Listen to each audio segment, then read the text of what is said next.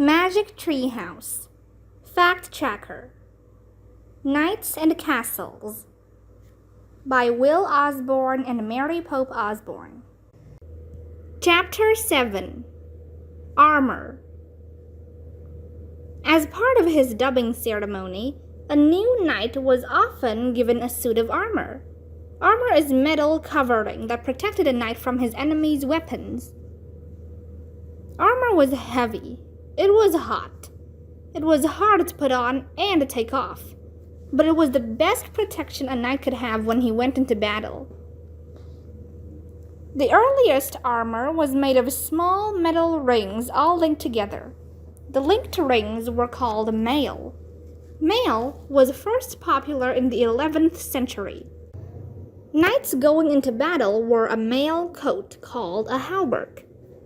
A hauberk was good protection against the sharp edges of a sword, but a knight could be stabbed through the mail rings with a thin dagger. A dagger is a short-pointed weapon. He could also be shot with an arrow or have his bones smashed with a heavy club. To better protect themselves, some knights started strapping steel plates over their mail armor.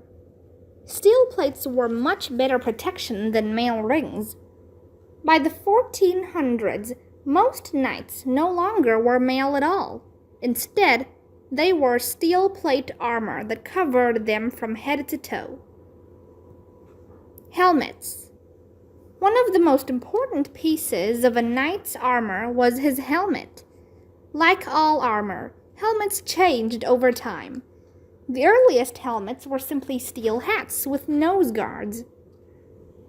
Later, helmets looked like upside-down buckets with eye holes. They were called helms. In the 14th century, knights began wearing helmets called bassinets. Bassinets fit more closely around the knight's head. Most had visors that moved up and down. That way, the knight could see better when he wasn't fighting. Tournament helmets were sometimes very fancy and heavy. Some tournament helmets weighed over 40 pounds. A suit of armor. There were so many pieces in a full suit of steel armor that it could take over an hour for a knight to get dressed. Knights in full armor even wore steel gloves and steel shoes. Horses wore armor too. A horse's armor was called a bard. Helmets hid knights' faces. So, knights wore big badges to tell each other apart on the battlefield. The badges were called coats of arms. The first knights could choose anything they wanted for their coats of arms. A knight might pick a lion to show bravery, or a tree to show his strength. Eventually, though, there weren't enough pictures to go around. Strict rules were made about who could use which pictures.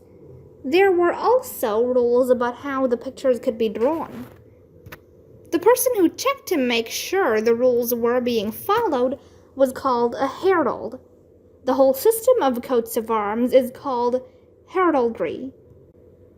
Chapter 8. Weapons. A knight carried many weapons into battle. His most important weapon was his sword.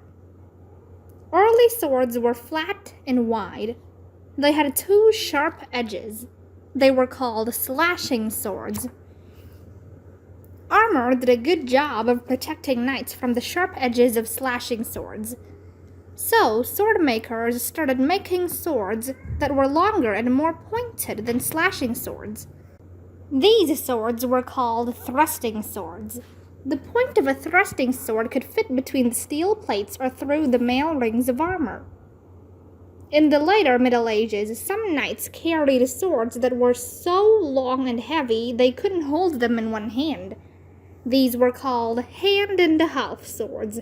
Hand-and-a-half swords could be nearly as tall as the knights who carried them. A knight's lance was nearly as important as his sword. A lance was a very long pole with a sharp steel point on the end. A knight on horseback held his lance in one hand and galloped toward his enemy. When he got close enough, He tried to stab his enemy or knock him off his horse with the lance. Knights had plenty of other weapons, too. A flail was an iron ball and chain attached to a handle. The ball was covered with sharp spikes. A mace was a big club with a heavy steel head. A blow from a flail or a mace could crush a knight's helmet and the knight's head inside. Knights also fought with battle axes and war hammers. Battle axes had short handles and broad, sharp blades. A war hammer was like a big hammer, a club, and a knife all in one. Shields. Along with their weapons, early knights also carried very large shields. The shields helped protect them against the weapons of their enemies. As armor got better, the shields got smaller. By the late 1400s, most knights did not carry shields into battle at all. They only carried them in special contests. These contests were often the biggest events of the year. They were called tournaments. Tournaments began as a practice for war. Knights fought each other in big teams. Their battles were called melees. Melees were very confusing. There were hardly any rules. It was hard to tell which team was winning. So tournaments began to feature two-man contests. The most popular two-man contest was the joust. In a joust, two knights tried to knock each other off their horses with lances.